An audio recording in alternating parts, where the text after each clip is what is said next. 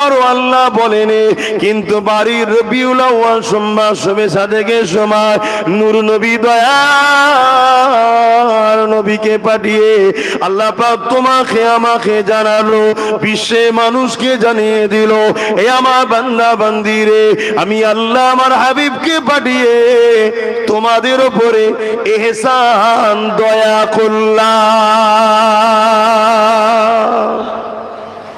আমার আলোচনা বুঝতে পাচ্ছেন তো? মাইকের আওয়াজে বুঝতে পাচ্ছেন তো নাকি?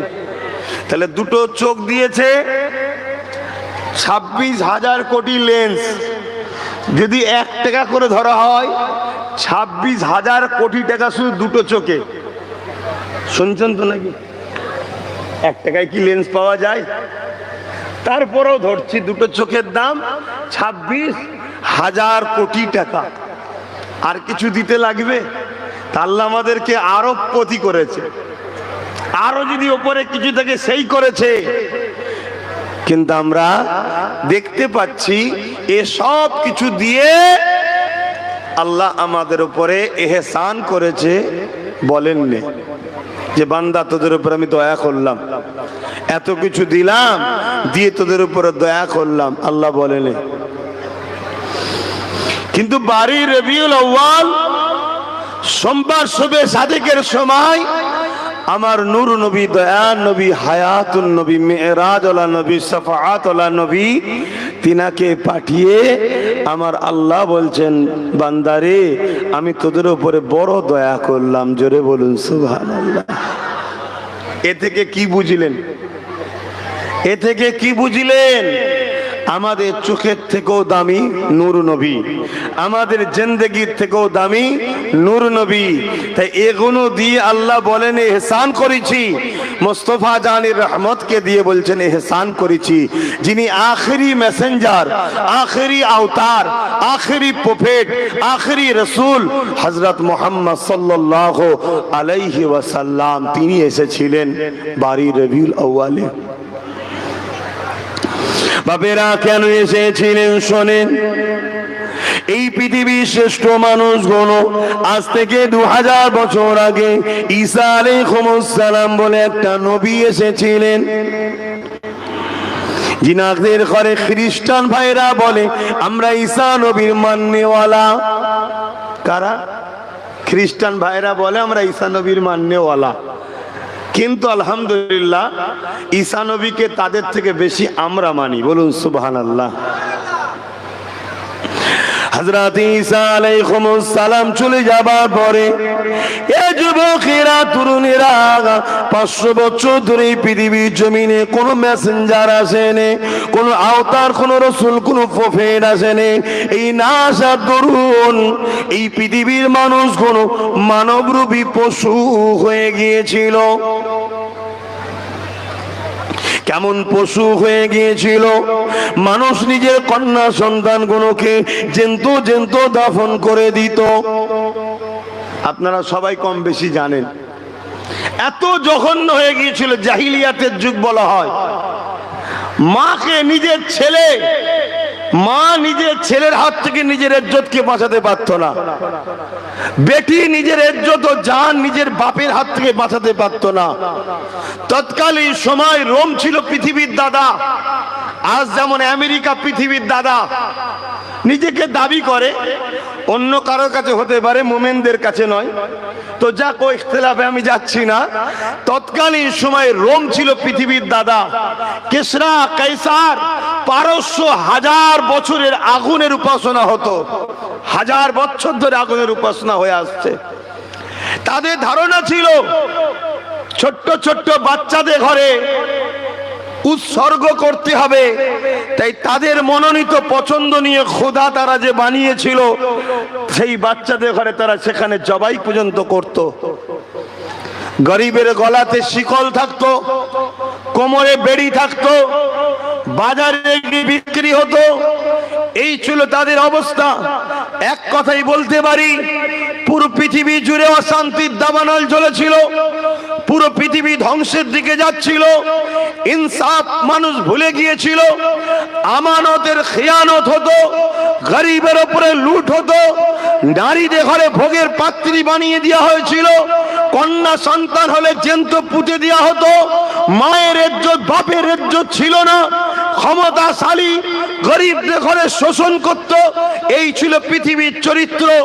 এই বর্বরতা অসভ্যগুলো মানুষগুলোকে মহান সৃষ্টিকর্তা নাই কল্যাণ সত্যের রাস্তা দেখাবেন বলে সর্বকালে সর্বশ্রেষ্ঠ মহানায়ক, নবী কুলের সম্রাট, দোনো জাহানের সুলতান, বাদশাহদের বাদশাহ, রসুলদের রসুল, আমিনার লাল আব্দুল্লাহ দুলাল, হযরত প্রফেট মুহাম্মদ রসুল সাল্লাল্লাহু আলাইহি ওয়াসাল্লামকে দুনিয়া জমিনে পাঠিয়েছিলেন। জোরে বলুন সুবহানাল্লাহ। আরো জোরে বলা যাবে না সুবহানাল্লাহ? সেই নবী পেয়ে আমরা খুশি না বেজার? সেই নবী এসে পৃথিবীর মানুষকে কল্যাণের রাস্তা দেখিয়েছেন। এত সহজে নাকি? আপনাদের এই কি জায়গা জানো, চণ্ডীপুর ফুটবল মাঠ বা এই এলাকা, এই যে দাড়ি টুপি, এই যে ইসলাম, এই যে নাই সত্য দেখছেন, এটা কি এত সহজে এসছে মনে হয়? হ্যাঁ, আজকে কারো ঘরে কন্যা সন্তান হলে ওই বাপ বলে আমার মা হয়েছে, আদর করে, চুমা দেয়। অথচ ১৫০০ বছর পিছিয়ে যাও, কন্যাগুলোকে জ্যান্ত পুঁতা হচ্ছিল। আল্লাহ নবী বলেছিল, বিশ্বের মানুষ, এ আবু জেহেল, উতবা, সাইবা, তখন তারা নেতৃত্ব দিত, তোমরা কন্যাগুলোকে কেন হত্যা করছো? ওদেরও তো বাঁচার অধিকার রয়েছে। ওদের কি অপরাধ? ওরা কন্যা হয়ে এসেছে, সৃষ্টিকর্তা তোদের ঘরে কন্যা বানিয়েছে, এতে তো ওদের কোনো অপরাধ নাই, ওদের কোনো ক্ষমতাও নাই। তোমাকে পুরুষ বানিয়েছে, ওকে কন্যা বানিয়েছে, এদেরকে বাঁচার অধিকার দাও, এদেরকে বাঁচতে দাও। আবু জেহেল, উতবা, সাইবা বলেছিল, না, নারীদের কোনো বাঁচার অধিকার নেই, নারী অশুভ, নারী বাবার মাথাকে হ্যাট করে দেয়, নারীর বাঁচার অধিকার নাই। নূর নবী জবান খুলে বলতে লাগলে, শোনো, তোমাদের এই কাল্পনিক বিশ্বাস, তোমাদের এই মিথ্যা ধারণা খণ্ডন করার জন্যই মহান সৃষ্টিকর্তা আমাকে পাঠিয়েছে।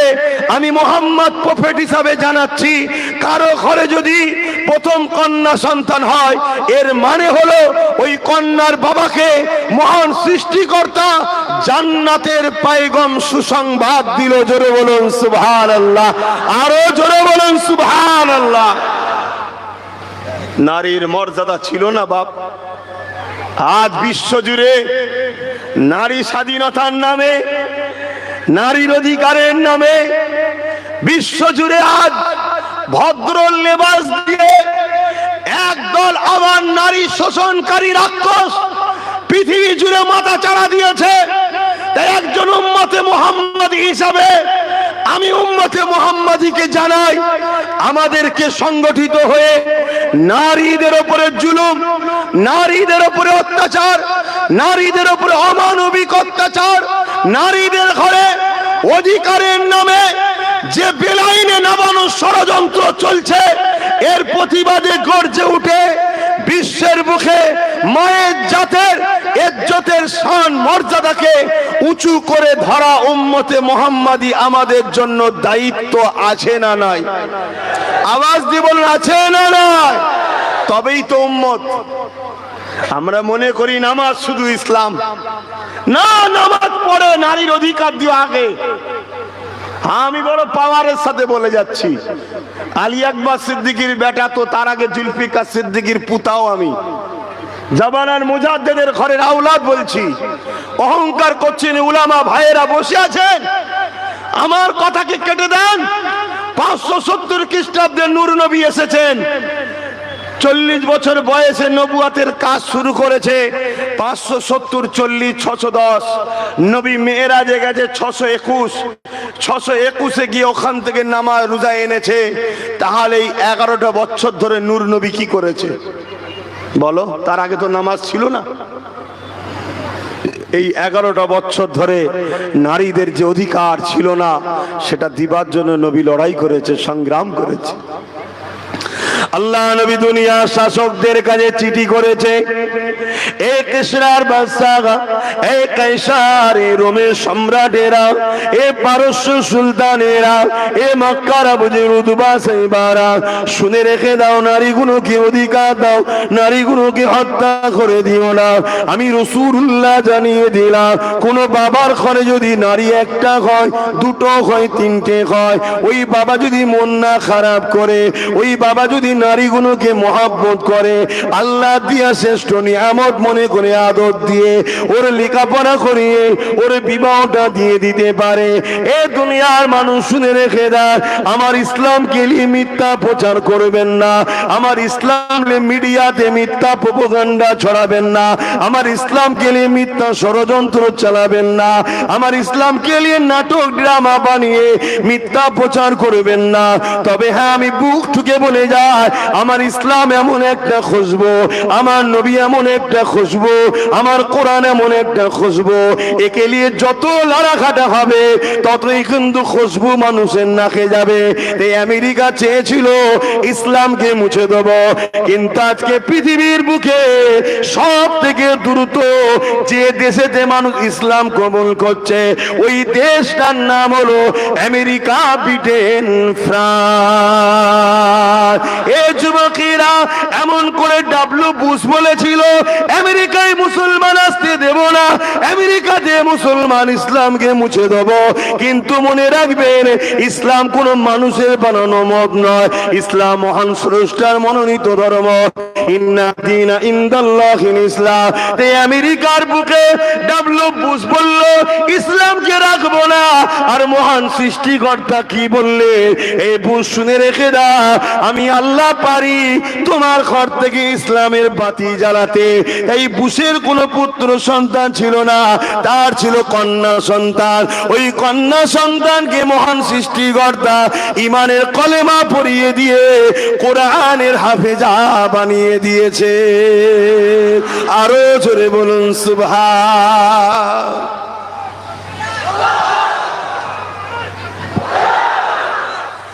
ইসলামকে জানতে হবে। ইসলাম জানতে গেলে আব্বাস সিদ্দিকীকে দেখলে হবে না। ইসলাম দুটো জিনিসের উপরে নির্ভর করছে, একটা কালামুল্লাহ আর একটা হাবিবুল্লাহ। আর এই ইসলামের উপরে জীবন যাপন করতে গিয়ে আরো দুটো জিনিসকে নির্ভর করে, ইজমা ও কিয়াস। কিন্তু মূল হলো দুটো, হাবিবুল্লাহ আর কালামুল্লাহ, কোরআন শরীফ আর মোহাম্মদ রসুল। এই দুটোকে দেখো, তবে ইসলাম বুঝবে। আমি তো ইসলামের একজন অনুসারী, আমার মধ্যে ভুল হতে পারে, এর জন্য আমার ইসলাম দোষী নয়। শিক্ষক হিসাবে মোহাম্মদ রসুল্লাহ, আর কিতাব হিসাবে গাইড বুক হিসাবে কালামুল্লাহ। তাই আমি আপনাদের সবাইকে বলবো, ইসলামকে আমাদেরও জানতে হবে। আল্লাহ নবী বললেন, কারো ঘরে যদি 50টা পুত্র সন্তান হয়, বুঝাবার জন্য বলছি, ওই বাপকে জান্নাতের সার্টিফিকেট দিতে পারবো না, ঘোষণা দিতে পারবো না। কিন্তু কারো ঘরে যদি একটা, দুটো, তিনটে পর পর কন্যা সন্তান হয়, আর ওই বাপ যদি কন্যা সন্তানকে বুঝা না মনে করে, মন না খারাপ করে, আল্লাহ দিয়া নিয়ামত মনে করে মানুষ করে, তাকে লেখাপড়া শিখিয়ে বিবাহ উপযুক্ত জায়গায় দিয়ে দিতে পারে, ওই বাপ আর আমি রাসূলুল্লাহ দুটো আঙুল তুলে দেখিয়েছে যেমন পাশাপাশি, আল্লাহর জান্নাতে পাশাপাশি থাকবো। জোরে বলুন সুবহানাল্লাহ, আরো জোরে বলুন সুবহানাল্লাহ। তাহলে ইসলাম নারীর অধিকার দিবার নাম, ইসলাম নারীকে সম্মান করার নাম। আল্লাহ নবী জানালেন, কারো ঘরে যদি কন্যা সন্তান থাকে, এর মানে হলো ওই ঘরে একটা জান্নাত রয়েছে, অর্থাৎ এক একটা নারী এক একটা জান্নাত। এ যুবকেরা, তরুণেরা, উলামা হাজরাতরা রয়েছে, জিজ্ঞাসা করুন। আল মারহুম আল্লাহ উলামারা রয়েছে, জিজ্ঞাসা করুন। আল জান্নাতু তাহতা আকদামুল উম্মাহাত, প্রতিটা ছেলেদের জান্নাত হলো তার মায়ের পায়ের তলায়। এই যুবকেরা দুনিয়া জান্নাত জান্নাত জান্নাত করে পাগল, আর আমার রাসূলুল্লাহ ওই জান্নাতকে মায়ের পায়ের তলাতে দিয়ে দিয়েছে। অর্থাৎ মায়ের সেবা করো, মাকে পিয়ার করো, মাকে মহব্বত করো, ভালোবাসো। এ ছেলে তুমি জান্নাত পেয়ে যাবে। মান রাদি আনহু ওয়ালিদাহু ফালান আনহু রাদি। মা বাপ যার উপরে রাজি, আমার আল্লাহ পাক তার উপরে রাজি। তাই মা বাপকে যে রাজি করবে, আল্লাহর জান্নাতটা সে পেয়ে যাবে। তাই মনে রাখবে, দুনিয়া জমিনে দেখাতে পারবেন না। যার দিলে আল্লাহ আছে, কোরআনের জ্ঞান আছে, দ্বীন ইসলামের জ্ঞান রয়েছে, রাসূলুল্লাহর মহব্বত রয়েছে, এমন একটা ব্যক্তি দেখাতে পারবেন না যে নাকি তার মাকে বৃদ্ধাশ্রমে রেখে এসেছে। হতে পারে সে ভ্যান চালিয়ে খায়, হতে পারে সে লেবারি করে খায়, হতে পারে সে মাছ ধরে খায়, হতে পারে সে কারো ট্রলার চালিয়ে খায়, হতে পারে সে কারো নৌকো চালিয়ে খায়, হয়তো তার গরিবী সংসার হতে পারে। সে যদিও গরিব হয়, নিজে না খেয়ে হলো বাপকে খাবে, মাকে খাবে, তারপরে বাঁচলে নিজে খাবে। কেননা সে জানে এটা আমার জন্য মহান সৃষ্টিকর্তার পরীক্ষা। দেখি একে গরিব বানিয়ে এর মা বাপকে মহব্বত করে কিনা, এ মা বাপকে পিয়ার করে কিনা। কেননা মা বাপ যার উপরে রাজি, আল্লাহ পাক তার উপরে রাজি হয়ে যাবে। এ ছেলেরা, যুবকেরা, তরুণেরা, আজ দুনিয়া জমিনে তাকিয়ে দেখো, কোটি কোটি টাকার গাড়ি রয়েছে, কোটি কোটি টাকার বাড়ি রয়েছে, কোটি কোটি টাকার সম্পদ রয়েছে, বাড়িতে 3-4টে কুকুরও পুষে রেখেছে, কিন্তু বুড়ো বাপের ভাত নাই, বুড়ি মায়ের ভাত নাই। কেন নাই? ওখানে ইসলাম নাই। ইসলাম যদি থাকতো তাহলে ও কোনোদিন মা বাপের উপরে জুলুম করতে পারতো না, ও মা বাপকে বৃদ্ধাশ্রমে দিয়ে আসতে পারতো না। কেননা যে মা বাপের উপরে জুলুম তো দূরের কথা। আন আবি উমামা আন্না রাসূলানি ক্বালা ইয়া রাসূলুল্লাহ মা হাক্কুল ওয়ালিদাইনি আলা ওয়ালাদি ক্বালা হুমা জান্নাতুকা নারুকা। কোন ছেলে যদি মা বাপকে উহ করে ব্যবহারে উহ করে আওয়াজটা করে, কষ্ট দিয়া তো দূরের কথা, জুলুম করা তো দূরের কথা, তার কোন ব্যবহারে যদি তার বাপ মা একবার উহ করে আওয়াজ করে, ওই ছেলেটা জাহান্নামী হয়ে যাবে। আর কারো ব্যবহারে যদি তার বাপ মা খুশি হয়ে যায়, আমার আল্লাহ তাকে জান্নাতি বানিয়ে দেয়। আরো জোরে বলুন সুবহান। এর নাম ইসলাম। আমরা মনে করেছি দাঁড়িয়ে রাখো, নামাজ পড়ো, টুপি পড়ো, হয়ে যাবে ইসলাম। হ্যাঁ, ওটাও ইসলাম, অস্বীকার করছি না, কিন্তু নামাজের আগেও মা বাপের খেদমত করা হলো ইসলাম। আমি ভুল অস্বীকারছি নাকি? কেন এতদিন আপনারা কি শুনেছেন জানি না, আমি নতুন মানুষের ইখতিলাফ করতে চাইছি না। বলুন আমি ভুল করছি কি? ওলামা ভাইয়েরা বলুন, আমাকে একটু শিখিয়ে দেন, শিখিয়ে দেন। আমি শিখতে চাই। দুনিয়া থেকে নিয়ে মৃত্যু পর্যন্ত মানুষের শিক্ষার অভাব নেই। আমি যদি ভুল করি বলুন। হ্যাঁ, নামাজের নাম ইসলাম। একত্ববাদকে বিশ্বাস করে আল্লাহকে সিজদা করার নাম ইসলাম। অস্বীকার করছি না, কিন্তু যার ব্যবহারে কথাতে তার মা বাপ খুশি, সে হাজারো নামাজ পড়েও জান্নাত পাবে না। যদি একবার মা বলে দেয় উফ, একবার বাপ তোমার ব্যবহারে যদি বলে উফ, মানে বুঝতে পারছেন না, কষ্ট পেয়েছে, এর নাম ইসলাম। তাহলে নারীর অধিকারের নাম ইসলাম। নারী হলো মায়ের জাত, মাকে পিয়ার করার নাম ইসলাম। বাপ হলো জান্নাতের দরজা, বাপকে সম্মান করার নাম ইসলাম। এগুলো কি আজ আমাদের সমাজ থেকে উঠে যাচ্ছে না যায়নি? কথা বলুন। তাই তো আজকে আমরা এত লাঞ্ছিত, তাই তো আজকে আমরা এত বঞ্চিত, তাই তো আজকে আমরা এত অপমানিত। কেন আমরা নামে তালপুকুর ঘটি ডোবে না? আমরা নামে মুসলমান, কালচার ইসলামের নাই। ইসলাম কাকে বলে? আপনি রাত্রিতে রান্না করছেন, আপনার পাশের বাড়ি একটা গরিব আছে, আপনি গোস্ত রান্না করছেন বা চিকেন রান্না করছেন বা ভালো মন্দ কিছু করছেন, আপনার পাশের বাড়ি একটা গরিব আছে, ইসলাম বলছে তরকারিতে একটু পানি বেশি দাও, পাশের বাড়ি গরিবকে এক বাটি দিয়ে আসো, এর নাম ইসলাম। জোরে বলুন সুবহানাল্লাহ। ইসলাম বলছে তুমি যদি আম খাও, ওই আমের আটিটা এমন জায়গায় ফেলো যেন গরিবের বাচ্চা না দেখতে পায়। কেন গরিবের বাচ্চা গিয়ে তার মাকে বলবে, মা আমি আম খাবো, সে গরিব হয়তো কিনে দিতে পারবে না, বাচ্চার কষ্ট দেখে মায়ের চোখে পানি আসবে, বা মার বকবে বাচ্চাকে। ইসলাম বলছে তুমি লুকিয়ে ফেলো যেন এই গরিবটা কষ্ট না পায়, এর নাম ইসলাম। ইসলাম কাকে বলে? তুমি রাস্তা দিয়ে যাচ্ছ, রাস্তায় একটা মানুষের যাতায়াতের অসুবিধায়ক কিছু পাথর হোক, কাঁটা হোক বা নোংরা পড়ে আছে, মানুষের যাতায়াতের অসুবিধে হবে, ওটাকে সরিয়ে দিয়ে ওই রাস্তাকে পরিষ্কার করে দাও, এর নাম ইসলাম। কি গো, অজে অসুবিধে হচ্ছে নাকি? কেন প্রথমবার এসেছি, আর কি শুনতে চাইছেন আপনারাই ভালো জানেন, কিন্তু আমি ইসলাম বলছি তো নাকি, আমি তো অন্য বিষয়ে কথা বলছি না। হায় হায় হায় হায়, আজকে আমাদের কাছে ইসলাম কই? ইসলাম কাকে বলে শোনেন। আল্লাহ নবী, নূহ নবী, দয়া নবী, রাহমাতুল লিল আলামিন নবী আমার যে রাস্তা দিয়ে যেতেন, ওই রাস্তা দিয়ে একটা অমুসলিম মহিলা আমার নবী পাককে কষ্ট দেবে বলে একটা কাঁটা বিছিয়ে রাখতো, যাতে করে নূর নবীর পায়ে কাঁটাটা ফোটে, আল্লাহ নবী কষ্ট পাবে। এখন প্রশ্ন হতে পারে, আমার নবীকে ওই মহিলাটা কেন কষ্ট দিত, ওই অমুসলিমটা কেন ব্যথা দিত, ওই অমুসলিমটা আমার নবীর উপরে কি রাগ ছিল? কোন রাগ নয়, ওই অমুসলিমটাকে তৎকালীন সন্ত্রাস আবু জেহেল, উতবা, সাইবা, আবু লাহাব এরা ভুল বুঝিয়েছিল। কেন ভুল বুঝিয়েছিল? আমার নবীর ইনসাফের কাছে মানুষ দলে দলে আসতে লেগেছে, আমার নবীর নাই প্রচারের কাছে মানুষ দলে দলে আসতে লেগেছে, আমার নবীর মানববন্ধনের কাছে মানুষ দলে দলে আসতে লেগেছে, আমার নবীর ইহসান ইনসাফের কাছে, মানববন্ধনের কাছে অমুসলিম থেকে দলে দলে মানুষ আমার নবীর কাছে আসছে। আমার নবীকে নবী বলে ইমানের কালিমা পড়ে ইসলাম অ্যাকসেপ্ট করে নিতে লেগেছে।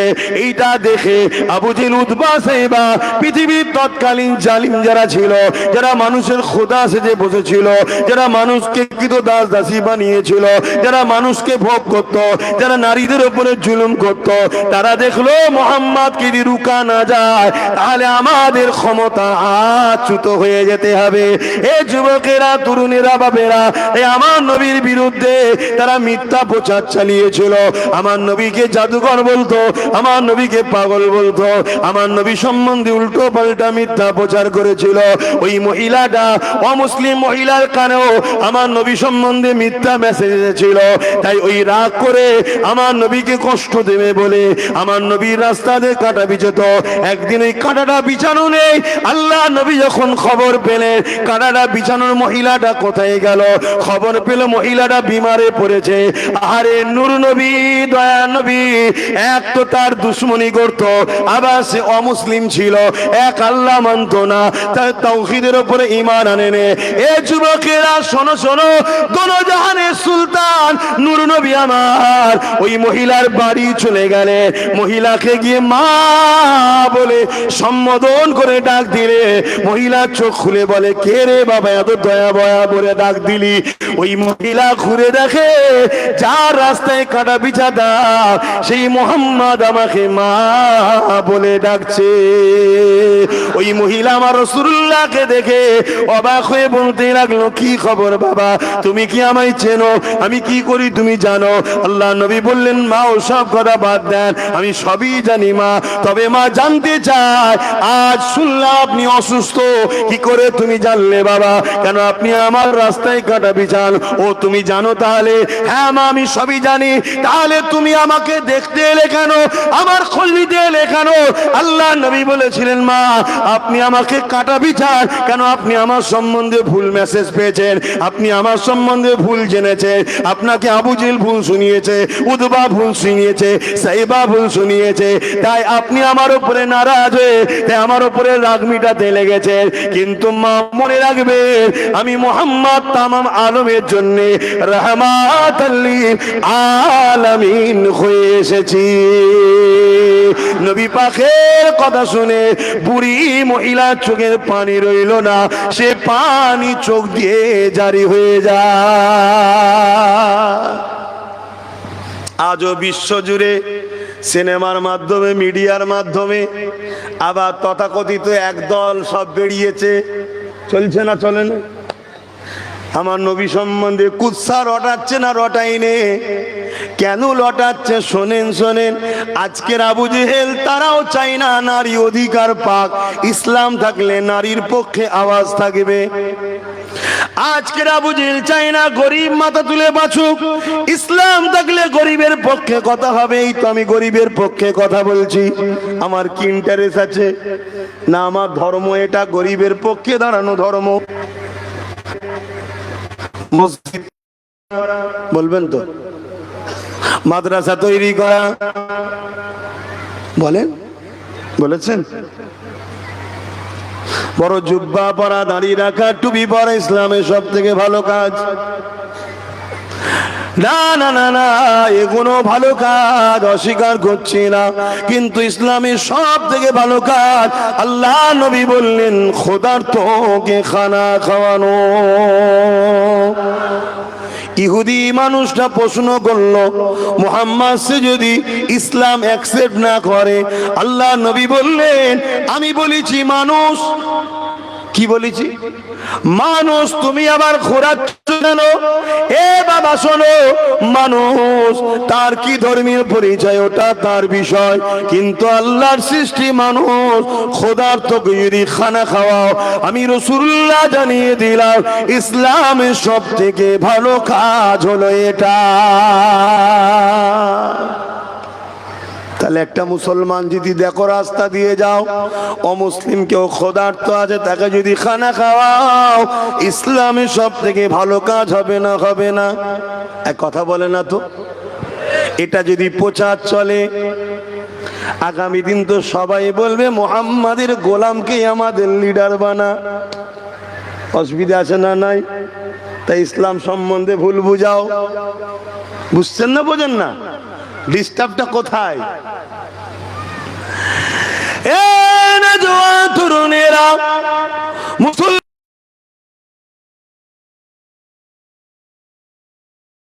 হলো এজিদি মুসলমান, হোসাইনি মুসলমান আলাদা জিনিস, এজিদি মুসলমান আলাদা জিনিস।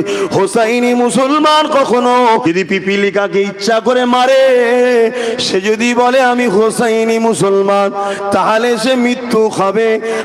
আর যে এমন করে পিপিলিকা মারবে না, কেননা সে আল্লাহর সৃষ্টি, তাকে মারার অধিকার তোমার আমার নাই। এ হবে হোসাইনি মুসলমান। আমি কি বুঝাচ্ছি আপনারা বুঝছেন তো নাকি?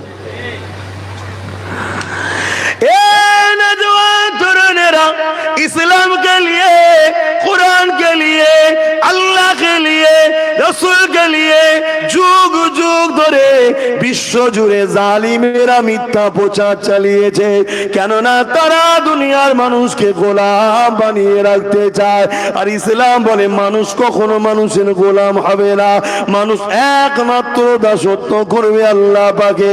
এই যে মেসেজটা দুনিয়াকে দিতে চায়, এর জন্য তারা জুলুম চালিয়েছে। আজ আমেরিকা বলেন, ব্রিটেন বলেন, ফ্রান্স বলে, তাদের ঘরের যুবক যুবতীরা যারা শিক্ষিত সন্তান, তারা কোনো মুসলিম ঘরে জন্ম নেয়নি, কিন্তু তারা গুগলকে জিজ্ঞাসা করছে, এ গুগল বলো তো দেখি পৃথিবীর শ্রেষ্ঠ মানুষকে? গুগল তো আর মুসলমানদের তৈরি করা নয়, গুগল তো ইহুদি খ্রিস্টানদেরই তৈরি করা। ওই গুগল বলতে লেগেছে হযরত প্রফেট মুহাম্মদ রাসূলুল্লাহ, যিনি হলেন পৃথিবীর শ্রেষ্ঠ মানব। ওই যুবক যুবতী কোন আমেরিকার ছেলে, আমেরিকার মেয়ে, ব্রিটেনের ছেলে, ব্রিটেনের মেয়ে, ফ্রান্সের ছেলে, ফ্রান্সের মেয়ে। এ যুবকেরা, তরুণেরা, আলহামদুলিল্লাহ আজ আমার ভারতবর্ষ জুড়ে শিক্ষিত সমাজের ঘরের ছেলেরা তারাও গুগলকে সার্চ করছে। এ গুগল বলো তো দেখি পৃথিবীর শ্রেষ্ঠ মানুষকে? গুগল জানিয়ে দিচ্ছে মুহাম্মদ রাসূলুল্লাহ। ওই গুগলকে আবার বলছে মুহাম্মাদের জীবনী দাও, মুহাম্মদ রাসূলের জীবনী দিচ্ছে। মক্কা জমিনে এসেছিল 570 খ্রিস্টাব্দে 12 রবিউল আউয়ালে। বাপের নাম আব্দুল্লাহ, মায়ের নাম আমেনা, দাদার নাম আব্দুল মুতালিব। তিনি শিশুবেলার জীবনী দিচ্ছে। তিনি ছোটবেলাতে কখনোই আর কি করতেন না, খেলাধুলা করতেন না, কারোর সঙ্গে ফালতু কথা বলতেন না, হই হাই টাট্টাই আর কি করতেন না। সর্বসময় কি যেন একটা ধ্যানে থাকতেন।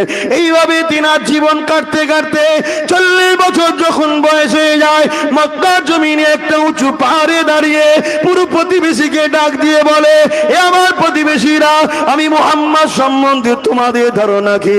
আমি মুহাম্মদ যদি বলি ওই পাহাড়ের পিছনে একদল লোক আছে, তোমাদের উপরে খুনি জুলুম করবে, হামলা করবে, তোমরা কি মেনে নেবে? তারা বলতে লেগেছিল মেনে নেব। আল্লাহ নবী তাদেরকে বলতে লাগলো, আমি মুহাম্মদ বলবো তোমরা মেনে নেবে? তারা বললো হ্যাঁ মেনে নেব। আল্লাহ নবী বললেন, তোমরা তো চোখে দেখুনি, মানবে কেন? মক্কার মানুষেরা বলেছিল, এ মুহাম্মদ সাল্লাল্লাহু আলাইহি ওয়াসাল্লাম, 40 বছর ধরে আপনাকে দেখছি, কখনো মিথ্যা বলেননি, কখনো ফাজলামি করেননি, কখনো ইয়ারকি করেননি, কখনো নাটক করেননি, কখনো ঠাট্টা বিদ্রোহ করেননি, কখনো কোনো বুরাই খারাপ কাজের মধ্যে জড়াননি, কারোর সঙ্গে ইয়ারকি করেননি, কারো ক্ষতি কখনো চাননি, কোনো ফালতু কথা আপনি বলেননি। 40 বছর ধরে যাকে দেখছি, সেই মানুষটা আজকে যদি বলে তাহলে তার মধ্যে সত্যতা রয়েছে, না হয় সে কখনো বলতে পারে না। ওই সে আমার নবী বলেছিলে, এ দুনিয়ার মানুষেরা, এ মক্কার মানুষেরা, লা ইলাহা ইল্লাল্লাহ আনা মুহাম্মাদুর রাসূলুল্লাহ, নেই কোনো ইলাহা এক আল্লাহ ছাড়া, আমি মুহাম্মদ আল্লাহর প্রেরিত রাসূল, এটা কি তোমরা মেনে নেবে? তারা আমার নবী পাকের বিরোধী করেছিল। কেমন বিরোধী করেছিল? আল্লাহ নবীকে এমন করে রক্তাক্ত করে দিয়েছিল, আল্লাহ নবীর উপরে জুলুম করেছিল। কিছুক্ষণ আগেই যারা বলল মুহাম্মদ তুমি আল আমিন চির সত্যবাদী, তারা জুলুম করতে লেগেছে। আমেরিকার যুবক যুবতী, ফ্রান্সের যুবক যুবতী, ব্রিটেনের যুবক যুবতী, আমার দেশেরও যুব সমাজ পড়তে লেগেছে। পৃষ্ঠা উল্টাতে উল্টাতে উল্টাতে উল্টাতে নবীর জীবনী পড়তে পড়তে পড়তে কখন যেন ওই অন্য ঘরে জন্ম লিয়া ছেলেটা কখন যেন দিলে রাসূলুল্লাহকে জায়গা দিয়ে দিয়েছে। চোখের কোনা দিয়ে পানি ঝরে কখন যেন তার জবানটা লড়ে উঠেছে, আশহাদু আল্লা ইলাহা ইল্লাল্লাহ ওয়া আশহাদু আন্না মুহাম্মাদান আবদুহু ওয়া রাসূল। আরো জোরে বলুন সুবহান। পৃথিবী দেখছে যদি মুহাম্মাদের দিকে সবাই চলে যায়, তাহলে আমেরিকায় প্রতি সেকেন্ডে একটা ধর্ষণ হয়, প্রতি মিনিটে একটা নারী খুন হয়। এটা বন্ধ হবে না? হবে না? কথা বলছে না তো। তারা কি কখনো চায়, যারা নারীকে ভোগের পাত্রী বানাতে চায়, কখনো চাইবে? হ্যাঁ,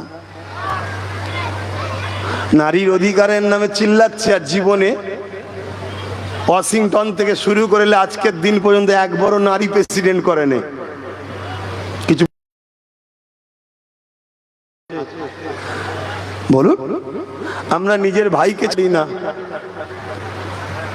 নিজের মায়ের পেটের ভাই, ও যদি এক বেগদার জমি বেশি পেয়ে যায়, দিয়াল যদি তুলো ফলে, কেস করে আর করে ভেঙে বার করা পর্যন্ত থামবে না। দরকার হয় ওকে মেরে দিতে হয়, মেরেও দেবে। কি গো, সমাজে ঘটছে না ঘটে না? এই আমার কথা বলা ভুল হচ্ছে? কত মানুষের রাত্রিরে ঘর বাড়ি লুট হচ্ছে, কত জমি জায়গা লুট হচ্ছে, মানুষের ফিশারি লুট হচ্ছে। এদের মধ্যে কিছু মুসলিম নামধারী আছে না নাই চুরি করার মধ্যে? তারাও তো বলছে মুসলমান। এর নাম কি ইসলাম? কথা বলে না তো। এর নাম কি ইসলাম? তাহলে অন্যায় আমরা করব, আল্লাহ শাস্তি দেবে না? দেবে না? হ্যাঁ, শাস্তি শুরু হয়েছে, শাস্তি শুরু হয়েছে, জানেন না? শাস্তি শুরু হয়েছে। দরুদ শরীফ আল্লাহুম্মা সাল্লি আলা সাইয়্যিদিনা মাওলানা মুহাম্মদ ওয়া আলা আলিহি।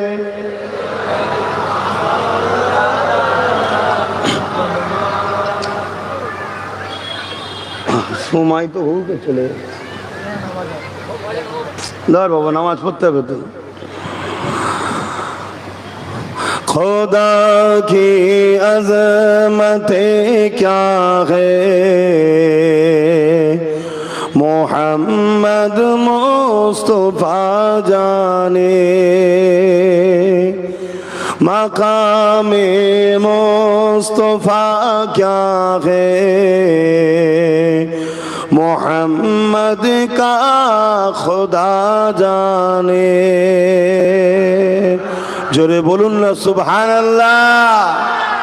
दुआ बाद এখানে একটা নামাজ হবে আসরের, থাকতে থাকতে শেষ করা হবে, এখানে আসরের নামাজ হবে। खुदा की अज़मतें क्या है, मोहम्मद मुस्तफा जाने। मकामे मुस्तफा क्या है, मोहम्मद मुस्तफा जाने।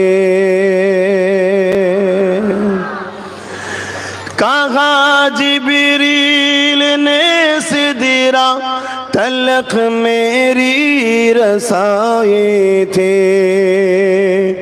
कहा जिब्रील ने सिदरा तलक मेरी रसाई थी। है कितनी मंजिल आगे नबी जाने खुदा जाने। खुदा की अज़मते क्या है, मोहम्मद मुस्तफा जाने। अल्लाहुम्मा सल्ली अला।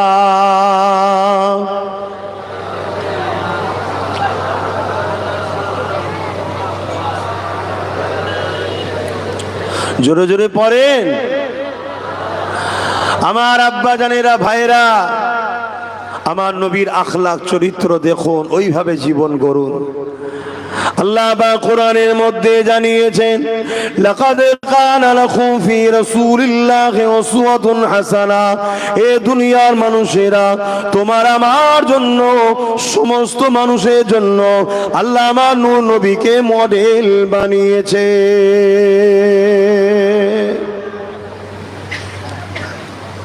আমার নবীকে আল্লাহ মডেল বানিয়েছে। এই যে মানুষ, কিছু কিছু মানুষ উঠছে না নাকি উজু করতে যাচ্ছে, নাকি উজু করার সময় দিয়ে হবে, এভাবে পিঠ দেখিয়ে যাওয়াটা বিয়াদবি।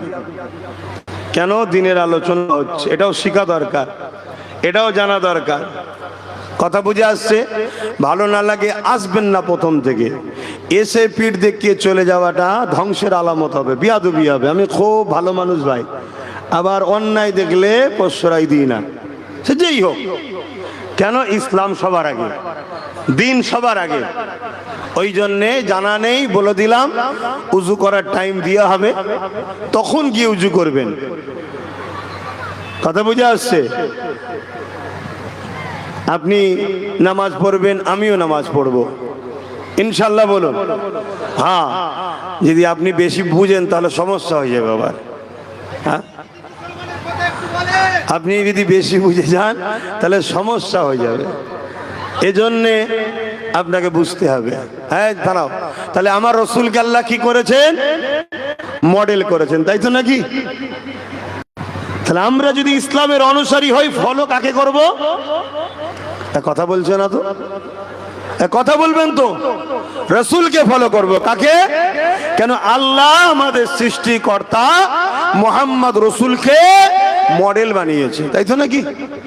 কথা বলে, কোন পীর সাহেব মডেল নয়, কোন পীরজাদা মডেল নয়, কোন মুফতি মডেল নয়, কোন বক্তা, কোন আলেম, কোন উলামা মডেল নয়। মডেল হলো মুহাম্মদ রসুল। উসওয়াতুন মা'আনা মডেল মুহাম্মদ রসুল। জোরে বলুন সুবহানাল্লাহ। তাহলে কি আলেম মানবেন না? হ্যাঁ, মানতে হবে। ওয়ারাসাতুল আম্বিয়া, মুর্শিদ মানবেন না? আলেমই যে মুর্শিদ, সে কোন ভাষায় আলেম বলা হয়, কোন জায়গায় মুর্শিদ বলা হয়, কোন জায়গায় শায়েখ বলা হয়, বিভিন্ন ভাষায় ডাকা হয়। অর্থাৎ যারা তোমাকে আমাকে কোরআন সুন্নাহর আলোকে আল্লাহ রসুল চিনায়, তাদেরকেই তো বলা হয় মুর্শিদ। জোরে বলুন সুবহানাল্লাহ। তাদেরকেই তো বলা হয় আলেম। আল ইলমু ইলমানে, আলেম দুই ধরনের, একটা জাহিরি, অপরটা বাতিনি। এই দুই এলেম মানতে হবে। কিন্তু মডেল কে? মুহাম্মাদুর রাসূল সাল্লাল্লাহু আলাইহি ওয়াসাল্লাম। আজকে পৃথিবী জমিনে যেদিকেই তাকাবেন, এর যুবকেরা, তরুণীরা, বাপেরা, আজ তোমার আমার উপরে জুলুমে অত্যাচার হতে লেগেছে। এর কারণ যারা জুলুম করছে তারা তো দোষী অবশ্যই, কিন্তু তোমার আমার পাওনাও এটা বটে। তোমার আমার পাওনাও তো এটা। কেন আমি বললাম, প্রথমেই বললাম না, নামে তালপুকুর ঘটি ডোবে না, আমরা নামে মুসলমান, তাই তো পাওনা এটা। আমার রসুলকে ভুলে যাবি, কোরআন খোলো না, তার দ্বারা তোদেরকে শেষ করব। আজকে এটা ঘটছে, দুনিয়া জুড়ে হচ্ছে।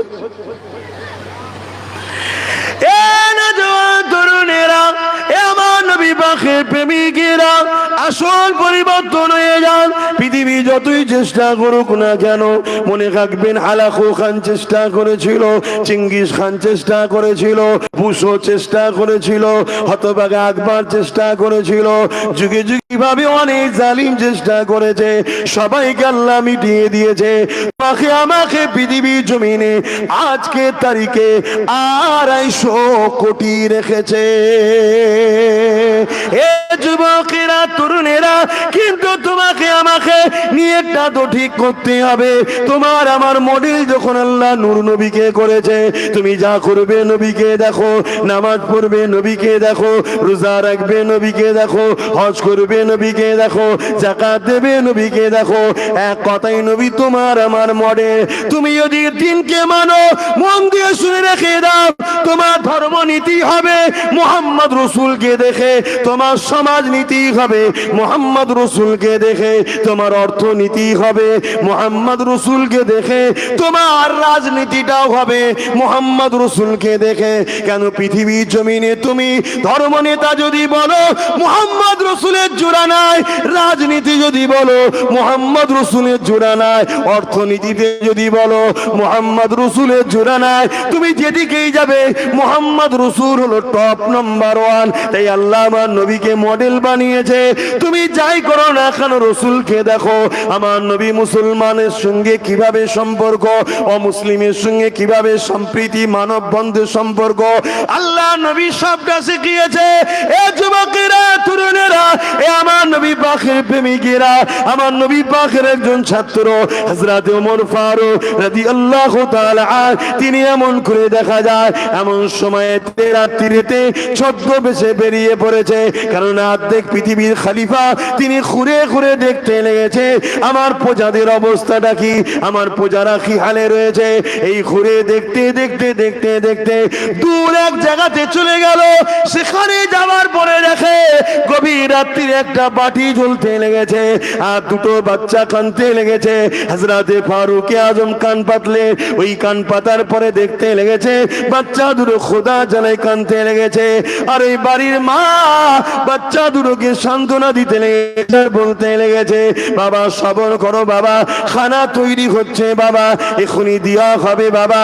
এমন করে দেখতে লেগেছে পাত্রে কোনো খাবারই নাই, পানি বসিয়ে চুলাতে ধরিয়ে রেখেছে, বাচ্চাকে সান্ত্বনা দিতে লেগেছে।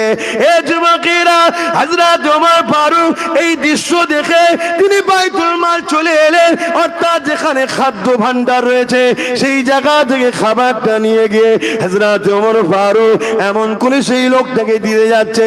হুজুরের সঙ্গে একজন সাথী ছিলেন, তিনি বলতে লেগেছে এই আমিরুল মুমিনিন, এই খলিফাতুল মুসলিমিন, এই হযরত ওমর ফারুক, আপনি আপনার কেন বোঝাটা বয়ে নিচ্ছে, ওই খাদ্যর বোঝাটা আপনি আমার পিঠে দিন, আমি নিয়ে যাব সাথে করে। হযরত ওমর ফারুক বলেছিলেন এরা আমার অধীনস্থ রয়েছে, আমি এদের শাহিনশাহ, আমি এদের সুলতান, আমি এদের খলিফা, রাজ সিংহাসন আমার জন্য আল্লাহ দিয়েছে। যদি আমার পূজা খোদার থাকে, কিয়ামতের দিন আমাকে আল্লাহ ধরবে। আজ তুমি খাদ্যের বোঝা নিয়ে যাবে বলছো, সেদিনকে আমার গুনার বোঝাটা নেবে। হযরত ওমর ফারুক রাদিয়াল্লাহু তাআলা আনকে জিজ্ঞাসা করো, এই ওমর, প্রজাদের উপরে ইনসাফি করা, এই দরদ দেখানো, এটা কার থেকে শিখলে?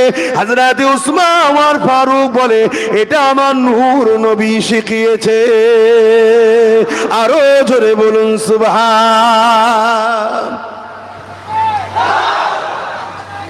আল্লাহ। জিন্দা যেটাই নেবেন আমার রসুল থেকে নিন, কল্যাণ পাবেন। নবী ছাড়া যাকেই মডেল বানাবেন ঠকতে হবে বাপ। আমি বলছি না যে আমি তোমাদের মডেল, না। আসো আমার নূর নবীকে ধরো, নবীকে ধরো। এবার নবী বলেছে যারা আমার পক্ষে তোরা তাদের পক্ষে থাকবি। আল্লাহ নবী জানাচ্ছেন আল উলামা ওয়ারাসাতুল আম্বিয়া, আলেমে হাক্কানীরা হলো আমার ওয়ারিস। আলেমে হাক্কানী কারা?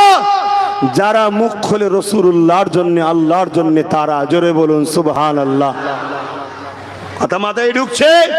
যারা নাইকে নাই বলে, অন্যায়কে অন্যায় বলে, তারাই তো আলেমে হাক্কানী। যারা অত্যাচারী শাসকের চোখে চোখ রেখে কথা বলবে তারাই তো আলেমে হাক্কানী। যারা গরিবের পক্ষে দাঁড়িয়ে, বিধবার পক্ষে দাঁড়িয়ে, এতিমের পক্ষে দাঁড়িয়ে, রাষ্ট্রের পক্ষে দাঁড়িয়ে, মুসলিমের পক্ষে দাঁড়িয়ে অত্যাচারীর বিরুদ্ধে লড়বে তাদেরকেই বলা হয় আলেমে হাক্কানী। তাহাজ্জুদ পড়লে শুধু হয় না, কোরআন তেলাওয়াত করতে জানলে শুধু হয় না, আল্লাহর মাখলুককে যে বাঁচাবার চেষ্টা করে, গরিবকে যে বাঁচাবার চেষ্টা করে তারাই তো আলেমে হাক্কানী। জোরে বলুন সুবহানাল্লাহ, আরো জোরে বলুন সুবহানাল্লাহ। ভাইরা আমার, ভাইরা আমার, মন দিয়ে শুনুন। আজ আমাদের ঘরে ইসলাম থেকে অনেক দূরে সরিয়ে দেওয়া হয়েছে। কেন সরিয়ে দেওয়া হয়েছে? ইসলাম যদি থাকে এক গরিবের নওয়াজি যথেষ্ট। কথা কিছু বুঝলেন না? বুঝলেন না? ইসলাম যদি থাকে এক মুজাদ্দিদ আল-পেসানি যথেষ্ট। আপনারা জানেন না ভারতবর্ষের জমিনে হতভাগা আকবর বলে এক শাসক ছিল, কোরআনকে মিটাবার জন্য দ্বীনে ইলাহি বার করেছিল। ওই দ্বীনে ইলাহি বার করে সে নিজের পক্ষে অনেক মুফতি মাওলানা বক্তাকে খরিদ করে নিয়েছিল। তাকে বেতনভুক্ত করে, তাদেরকে ভাতা দিয়ে, তাদেরকে মাইনে দিয়ে, তাদেরকে অর্থ দিয়ে সাধারণ মুসলমানের কাছে ওই আলেম উলামাকে পাঠিয়ে শুধু আকবরের বিরুদ্ধে না গর্জে ওঠে, আকবরের ভুল হলেও এই উলামা দ্বারা সংশোধন করিয়ে দেব। এই উলামারা মুসলমানকে যে বুঝাতো না ও সব ঠিক আছে, ও সব ঠিক আছে, এভাবে বেতন ভুক্ত করে রেখেছিল। আকবর একদিন ধরা পড়ল। কিভাবে ধরা পড়ল? হযরতে মুজাদ্দিদ আল-পেসানি একদিন আকবরের বিরুদ্ধে মুবাহিলার বাহাসের ডাক দিলেন, চ্যালেঞ্জের লড়াইয়ের ডাক দিলেন। সেই ডাকেতে হতভাগা আকবরের পক্ষে মিলিটারি রয়েছে, ফোর্স রয়েছে, সেনা রয়েছে। আর এই সব দেখে দুনিয়াদার মুফতি, দুনিয়াদার মাওলানা, দুনিয়াদার বক্তা, দুনিয়াদার আলেম সব আকবরের পাশে দাঁড়িয়েছে। কেন? আকবরের পাশে না গেলে জেল হবে, আকবরের পাশে না গেলে ভাতা মাইনে বন্ধ হবে, আকবরের পাশে না গেলে গুলি খেতে হবে, আকবরের পাশে না গেলে মিলিটারি পুলিশ দিয়ে মেরে দেবে, জুলুম করবে। কিন্তু মুজাদ্দিদ আল-পেসানি দাঁড়িয়ে রয়ে গেল আকবরের বিরুদ্ধে লড়াইয়ের জন্য। মুজাদ্দিদ আল-পেসানির পাশে সামান্য কিছু গুটি কতক আলেম উলামা দাঁড়িয়েছিল। এ যুবক, ইতিহাস শুনে রাখো। ইতিহাস এজন্য ঘটে নতুন প্রজন্ম যাতে শিক্ষা পায়, এজন্য ইতিহাস হয়। তো হযরত মুজাদ্দিদ আল-পেসানি ওই ময়দানে গিয়ে দেখে লাখো লাখো মিলিটারি, লাখো লাখো পুলিশ, লাখো লাখো সেনা, লাখো লাখো আলেম উলামা মুফতি মাওলানা সব আকবরের দিকে আর আমার দিকে গুটি কতক। হযরত মুজাদ্দিদ আল-পেসানি ওই মাঠে দাঁড়িয়ে তামাম কায়নাতের সৃষ্টিকর্তার কাছে হাত তুলেছে, আল্লাহ সবাইও যদি একদিকে হয় মুজাদ্দিদ আল-পেসানির কোনো অসুবিধে নাই। আপনি কি আমার দিকে, আমি কি আপনার দিকে, আপনি কি আমার দিকে, আমি কি আপনার দিকে। আমি কথা বলি আপনার জন্য, আপনি আমায় সাহায্য করুন। আজকে সাহায্য যদি না করেন তো মালিক কবে আর সাহায্য করবেন? আজই আপনার সাহায্য চাই। বিশ্ব সাক্ষী রয়ে যাবে হকের হাকিম আল্লাহ, হকের বিজয় আল্লাহ দেয়। হকের কষ্ট হলো, দেরি হলো, অবশ্যই জয় হয়। রাত হয়েছে বলে অন্ধকার কাটবে না তা নয়, সূর্য উঠবে, আবার দিন আসবে। এজন্য মুজাদ্দিদ আল-পেসানি দোয়া করলেন, আল্লাহর পক্ষ থেকে আযাব শুরু হলো, বিশাল তুফান শুরু হলো। সেই তুফানে মুজাদ্দিদ আল-পেসানির মাথার উপর দিয়ে যাচ্ছে, একটা হুজুরের লাগে না, হুজুরের উলামাদেরও কিছু হয়নি। সামনে আকবর তার বাহিনী আলেম উলামা যা ছিল সব বাইকে টেনে জাহান্নামে ভরে দিল। মুজাদ্দিদ আল-পেসানিক আল্লাহ বিজয় দিলেন। জোরে বলুন সুবহানাল্লাহ, আরো জোরে বলুন সুবহানাল্লাহ, আরো চিৎকার দেবেন আল্লাহু আকবার। অতএব বাপেরা ইসলামকে মজবুত করে ধরুন, নূর নবীকে ধরুন, নবীর আখলাকে জীবন গড়ুন, নবীকে মডেল বানান। আজ আমরা ঠকে যাচ্ছি কেন জানেন? বললে আপনাদের হয়তো অনেকে আম মানুষ মনে কষ্ট পাবেন, কিন্তু হাকিকাতটা জানেন। আমার রাসূল বলেছেন আলেম দুই ধরনের, একটা খায়রুল উলামা, একটা শাররুল উলামা। একটা ভালো আলেম, একটা খারাপ আলেম। ভালো উলামা যারা কল্যাণ নিয়ে আসে, খারাপ উলামা যারা জাতির জন্য অভিশাপ হয়। মনে রাখবেন নবী বলেছেন আসমানের নিচে জমিনের উপরে আখেরি জামানায় সব থেকে নিকৃষ্ট হবে একদল উলামা।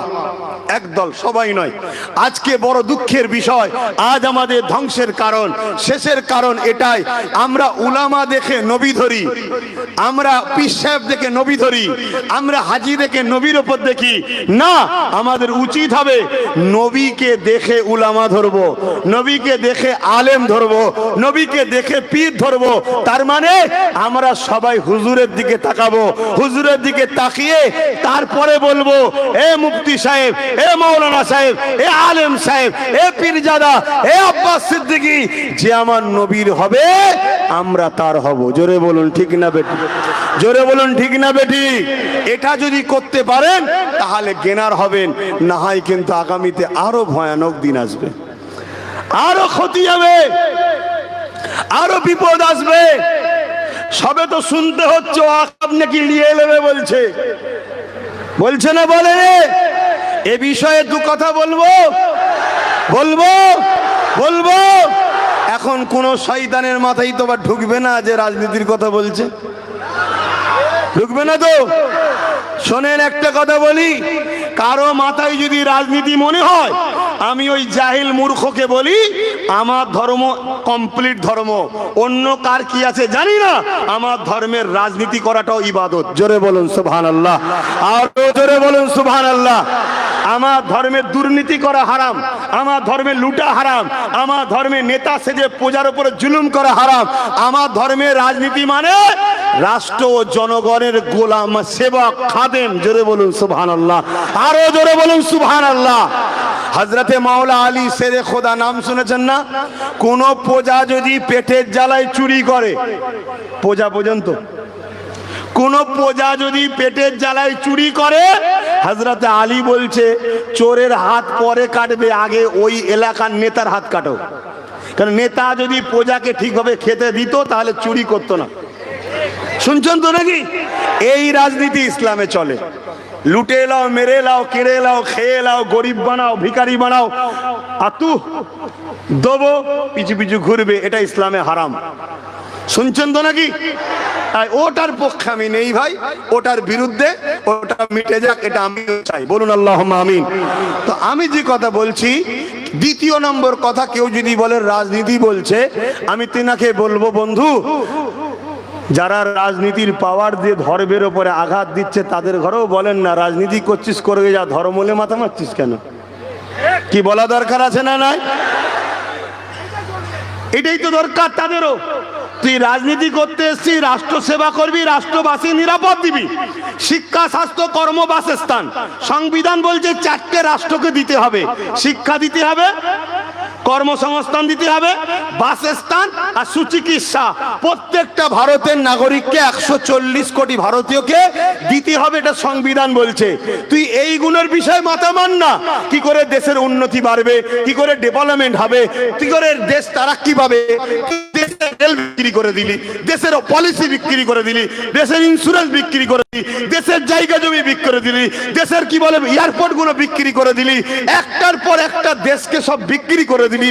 তোর আমলে এমন করে নানান রকম মুদি, কি মুদি, ললিত মুনি না টাকা নিয়ে পালাচ্ছে, এগুলোকে রুকার তোর ধান্দা নেই।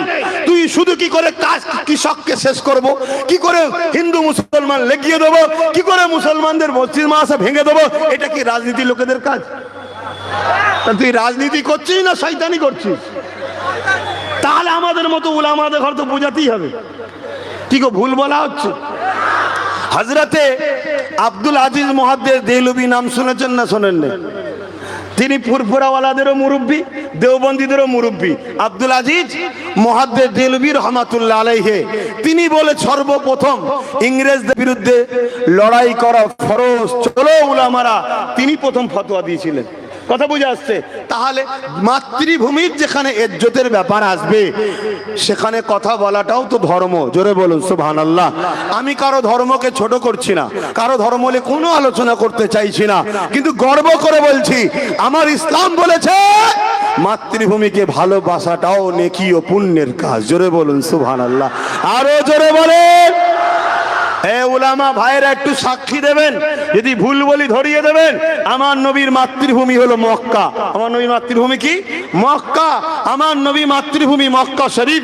মক্কাতে যখন নবী আসলেন, মক্কাতে বড় হলেন, কিন্তু আবু জেল উতবা সাইবার অত্যাচারে 40 বছর বয়সের পর নবুয়তের এলানের পর নবীকে মক্কা ছেড়ে ইয়াসরিব মদিনায় চলে যেতে হচ্ছিল। ওই সময় নবী পাক সাল্লাল্লাহু আলাইহি সাল্লাম, যিনি আমাদের মডেল, তিনি নিজের মাতৃভূমি মক্কার দিকে তাকিয়ে তাকিয়ে চোখের পানি ফেলে কাঁদে আর জবানে বলে, মক্কা আমি তোমায় ভালোবাসি, মক্কা আমি তোমায় ভালোবাসি, মক্কা আমি তোমায় ভালোবাসি। উম্মত তো সেই যুবকটা, উম্মত তো সেই বাপটা, উম্মত তো সেই মা বোনটা যে কিনা বলবে ভারত আমি তোমায় ভালোবাসি। কেন? নবী আমার মডেল। নবী যদি বলে মক্কাকে ভালোবাসি, প্রত্যেকটা নবীর উম্মতকে বলতে হবে ভারত আমি তোমায় ভালোবাসি। জোরে বলুন সুবহানাল্লাহ, আরো জোরে বলুন সুবহানাল্লাহ। অতএব অতএব অতএব সাদা ব্রিটিশকে আমরা তাড়িয়েছি, এবারে কালো ব্রিটিশকে ধুলাই দিতে হবে আমাদের। বলুন ঠিক না বেঠিক? কেন? মাতৃভূমির সওয়ালের ব্যাপার যখন আসবে তখন মাতৃভূমির পাশে দাঁড়াতে হবে।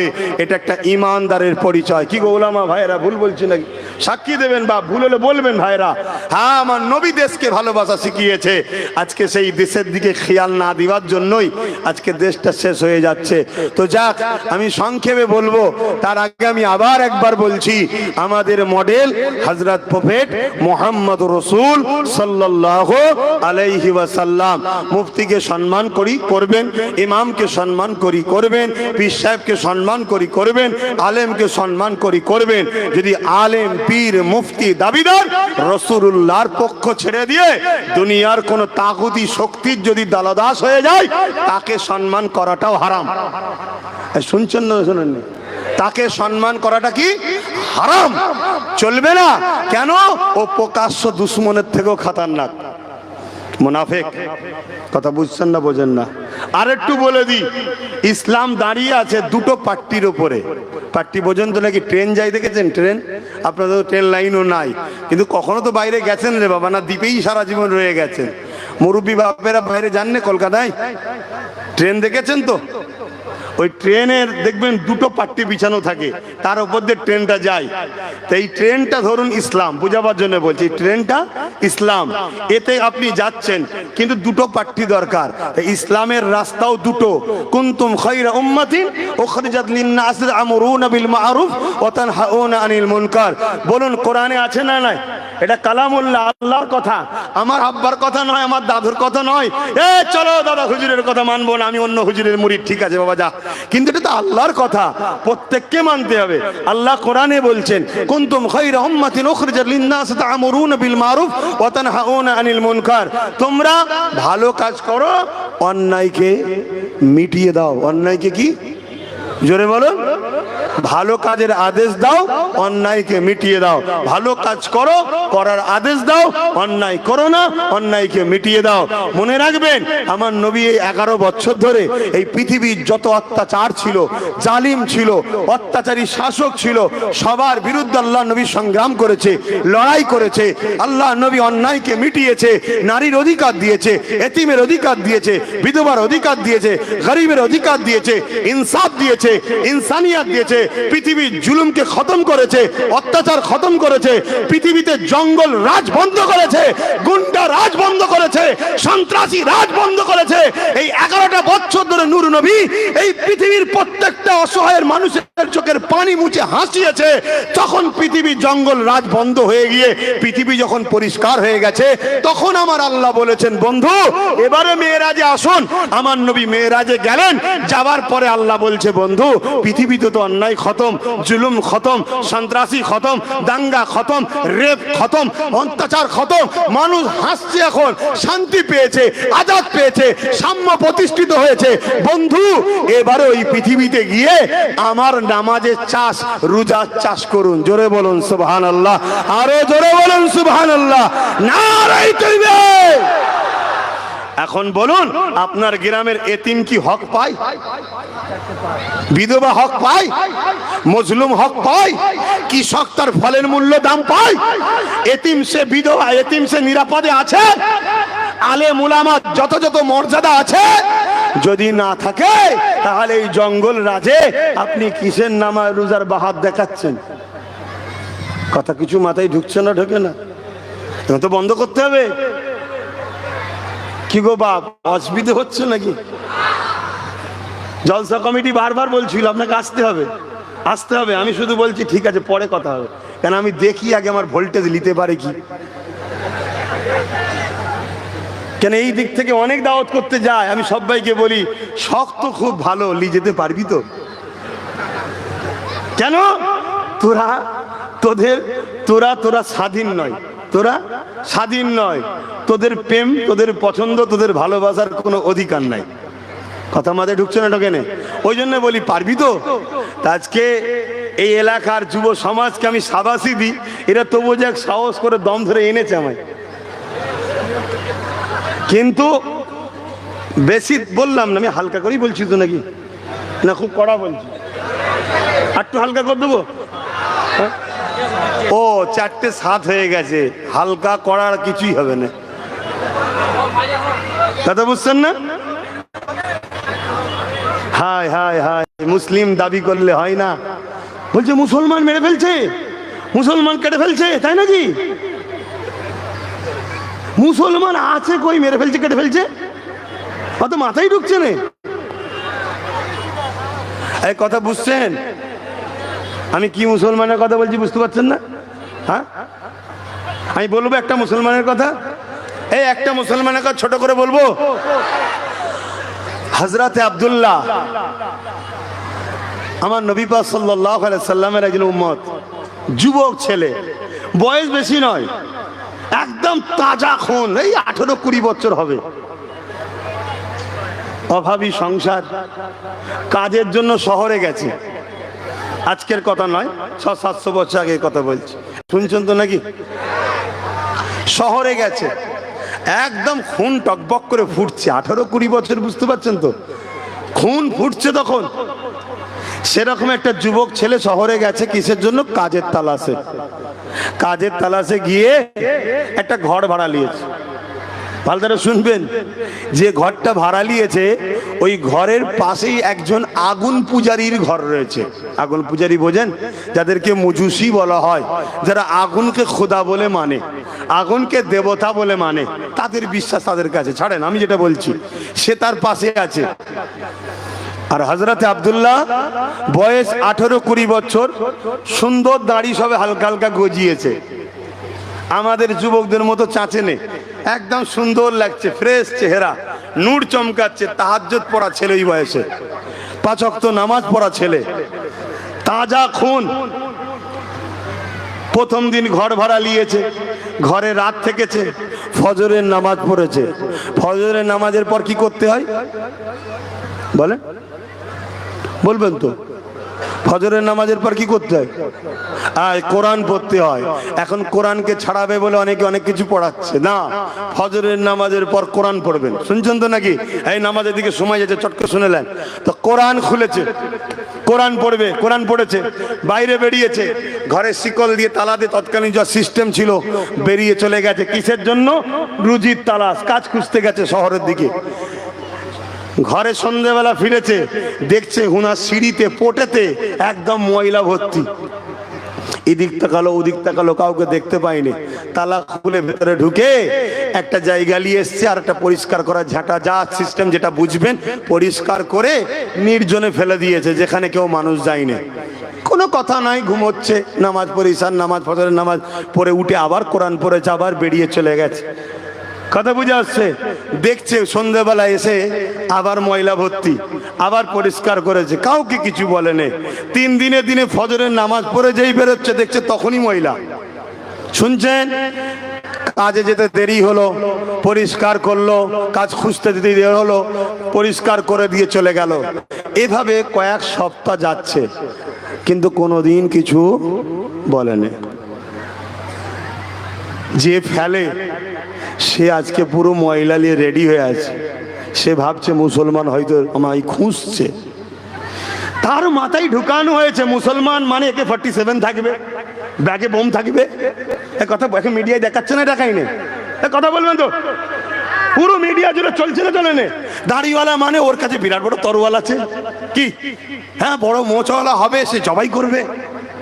এইরকম ধরে একদম মোমেন্ট তৈরি করা হচ্ছে না, হয়নি? কেন হচ্ছে? কারণটা কি? আমার সাথে যদি কেউ মেশে, আমি সে যে ধর্মেরই হোক তাকে শিখাবো, তুই আমার ভাই হোস, চল দুজনে মিলে দেশ বাঁচাবো। যারা লুটবে সে কোন জার্সিতে আছে দেখা দরকার নেই, তাকে বাদ দে। দেশটা আগে, দেশ আগে, নেতা আগে না, দেশ আগে। কথা ঠিক না বেঠিক গো? কত নেতা এসেছে মরে গেছে, দেশ আছে না নাই? কত নেতা আসবে মরে যাবে, দেশ আছে না নাই? তাহলে দেশটা তো বাঁচাও। তা কেউ চাইবে নাকি ভালো বুদ্ধিটা দিয়ে আমার থেকে সরে যাক? এই সব অনেক রকম পলিসি চলছে বাপ। তো সেই জায়গাতে হযরতে আব্দুল্লাহ পরের দিন যে ফজরের নামাজ পড়ে বেরিয়েছে, আর ওই আগুন পূজারী উপাসক যে ছিল সে ওই ময়লা লিজে ফেলেছে। যখনই ফেলেছে, ফেলে দিয়ে কি করছে যেন, ছুটে ঘরে চলে গেছে। কেন ছুটেছে ভাই বলবেন তো? যে অন্যায় করে তার ভয়ও থাকে, যে অন্যায় করে তার ভয়ও থাকে। হ্যাঁ, ভয়ও থাকে। আলহামদুলিল্লাহ, কালকেই 1:30 না 1:30টার সময়, কম বেশি সময় যাই হোক, রাত্রিরে ঘরে এলাম। কথা বুঝে আসছে? কোথায়? মালদা থেকে। নিজে গাড়ি চলে যাচ্ছি, আগেও নেই পিছনেও কোনো কাঁই কাঁই কাঁই কাঁই কিচ্ছু নেই। আল্লাহ আল্লাহ আল্লাহ আল্লাহ আল্লাহ আল্লাহ চলে যাচ্ছে। কথা বুঝছেন না? বোঝেন না? কেন? জন্মেছি যখন, মরবো একদিন। এলে অত টেনশন কিসের? কারো লিয়ে মরবুনি, এটাই আলহামদুলিল্লাহ। কারো ঝেড়ে মরবুনি, এটাই আলহামদুলিল্লাহ। না কিয়ামতের দিন ধরবে, ও আল্লাহ হুজুরের বেটা আমার ঝেড়েছে, তা বিপদের শেষ থাকবে? তা হুজুরের বেটা বলে আল্লাহ ছেড়ে দেবে নাকি? হুজুর তো তোমার কাছে, আল্লাহর কাছে তো হুজুর নয়। আল্লাহর কাছে তুমিও যা, আমিও তাই, তুমিও দাস আমিও দাস। কিন্তু যে যত ইবাদত করবে আল্লাহর কাছে তার মূল্য বেশি। জোরে বলুন সুবহানাল্লাহ। তো ভাইরা আমার, হযরতে আব্দুল্লাহ কি করলেন? মুচকে হাসলেন। ও বেচারি ছুটে গিয়ে দৌড়ে দিয়েছে। বুঝতে পারছেন না? ছিদ্র দিয়ে দেখছে, প্রতিদিন যা করে একটা জায়গায় এলো, পরিষ্কার করলো, ফেললো, তালা দিল, চলে যাচ্ছে। ও তো অবাক হয়ে গেল। ও তো শুনেছিল এক, ওকে তো বোঝানো হয়েছে এক। তো বেরিয়ে এসে আব্দুল্লাহর হাত ধরে বলছে, হ্যাঁ যুবক, তুমি কিছু বললে না, এতদিন ধরে তোমায় কষ্ট দিচ্ছে, আমায় চিনলে তাও? হযরত আব্দুল্লাহ কি বলেছিলেন জানেন? আমি যিনাকে ভালোবাসি তিনি বলেছেন, প্রতিবেশীকে যে কষ্ট দেবে সে জান্নাতে যাবে না। জোরে বলুন সুবহানাল্লাহ। আরো জোরে বলেন। প্রতিবেশী যদি অমুসলিমও হয়, তাকেও যদি কষ্ট দেয়, নূর নবী বলেছে সে জান্নাতে যাবে না। শুনছেন তো নাকি? অতএব আমি কিছু বলবো, তুমি যদি কষ্ট পাও, আমার ভালোবাসা যদি কষ্ট পায়, আমি তাকে ভালোবাসি, তাই তোমায় কিছু বলিনি। জিজ্ঞেস করছে তিনি কে? হযরত আব্দুল্লাহ বলছেন তিনি হলেন প্রফেট মুহাম্মদুর রাসূল। জোরে বলুন সুবহানাল্লাহ। বলছে শুনেছি তিনি নাকি অনেক জুলুম অত্যাচার করেছে। ও শুনেছো, পড়েছো? শুনেছো, নিজে পড়েছো? না, লাও জীবনী লাও, পড়ো পড়ো। তো জীবনী পড়ছে, পড়তে পড়তে পড়তে পড়তে পড়তে পড়তে পড়তে একদিন কখন যেন চোখের কোণাতে পানি ঝরলো। আব্দুল্লাহর কাছে এসে বললো, আব্দুল্লাহ আমিও ইনাকে আমার মডেল বানাতে চাই, মুহাম্মদ রসুলের গোলাম হয়ে গেল। জোরে বলুন, আরো জোরে বলুন, আরো জোরে বলুন। অতএব নবীর আখলাক তৈরি করুন। যেগুলো আজকে হুড়োহুড়ি করছে দেখবেন, কাল আপনার সাথে মসজিদে ঢুকছে দেখবেন। কথা শেষ, সালাম দেবো, হে নবী সালাম।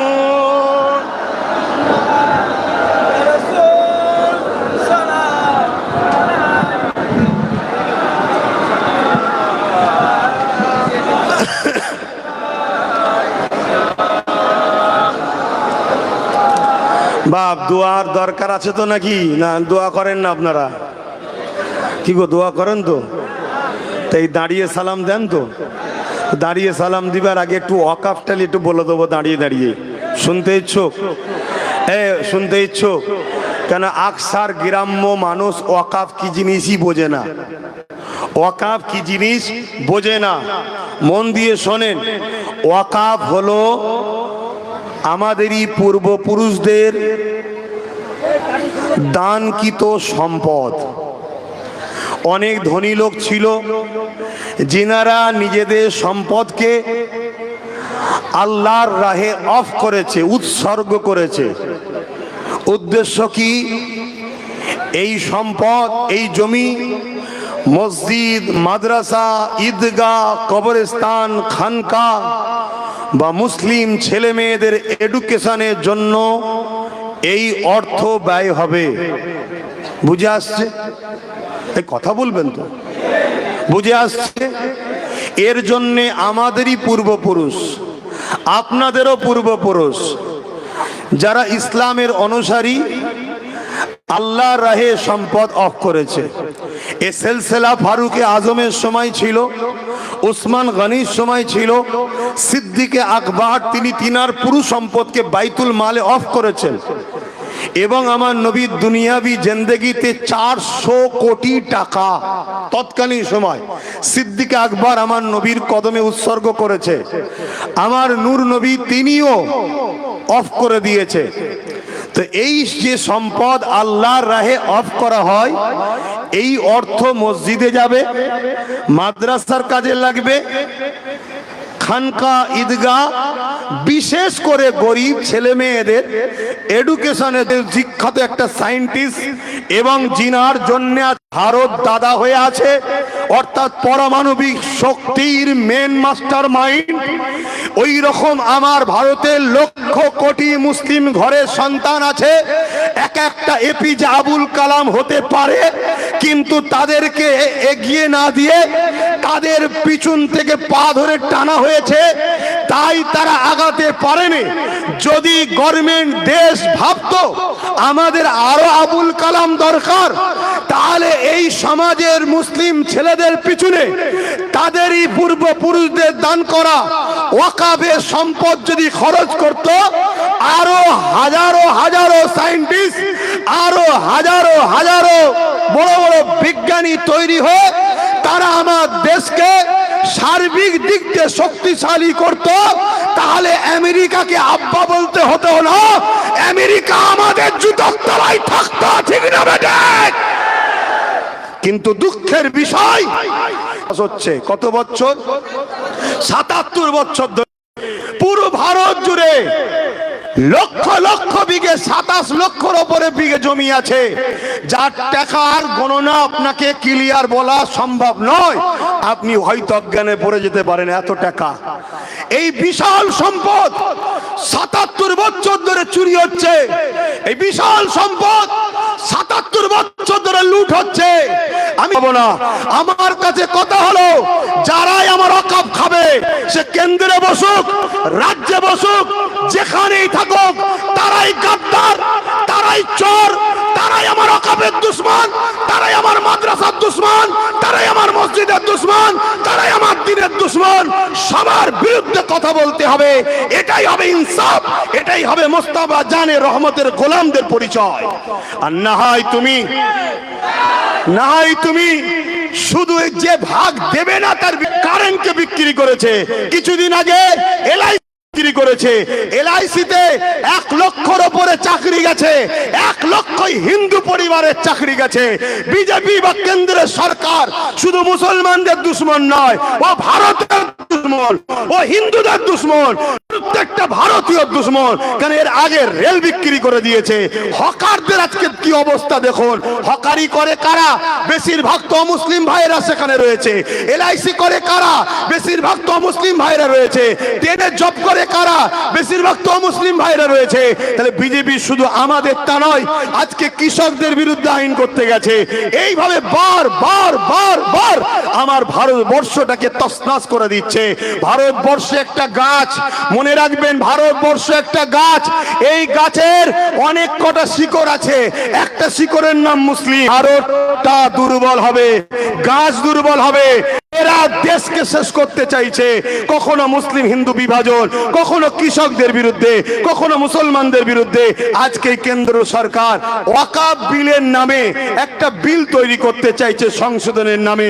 সেখানে কি বলছে, আমরা মুসলমানদের ভালো চাই। আরে শুধু মুসলমানদের ভালো করবি কেন? দেশের মাথায় বসে আছিস, হিন্দু ভাইরা কি অপরাধ করেছে? দেবত্ব সম্পত্তি সংশোধন করবি না কেন? শিক্ষার্থী বলে কি বলে, আদিবাসীদের জল জঙ্গলের সম্পত্তি সংশোধন করবি না কেন? সবারটা কর না। মুসলমানদের ঘরে বোকা বানাতে চাইছে। কি চাইছে? ৭৭ বছর ধরে আমচোদ তো সবাই খায়, এর বিল করার শখ গেল কেন? হঠাৎ কেন চাইছে? এর কারণটা একটু মন দিয়ে শোনো। গুজরাটে